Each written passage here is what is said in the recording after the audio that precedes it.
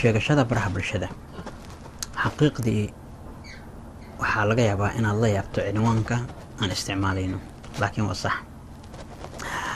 waxaa baraha bulshada ka jirta isku xog sheegasho aan inaba caadi ahayn. qofku marka uu bilaabo isticmaalka baraha bulshada waxa uu soo gelayaa isagoo aad u degan, aadna u firfircoon. laakiin marka uu yimaado dabeecad ahaan, akhlaaq ahaan iyo xaalad ahaan waxaa laga yaabaa inuu isbedelo. qof ayaa laga yaabaa in markii hore iyo hadda marka la isku fiiriyo uu markuu isticmaalka baraha bulshada aad u badsaday nolosha ku talax tagay. qofkan caay, qofkan wax ka sheeg, midkan farta ku fiiq, midkaas dambe xamo iyo wax lamida.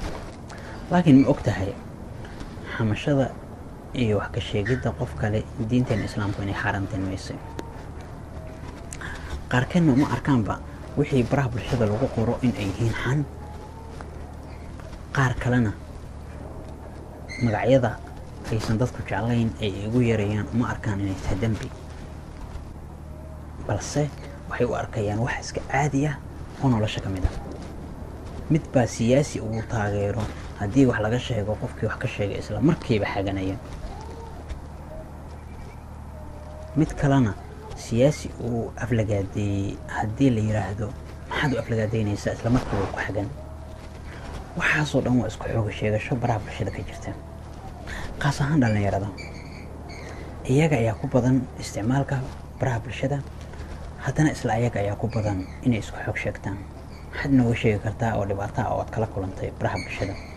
qaar baa magacyadooda laga been abuuray, qaar kalena wax aysan dhihin ayaa loo yidhi.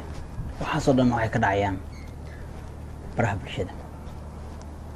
ma u baahan tahay inaad waxaasoo dhan dhinac iska dhigto.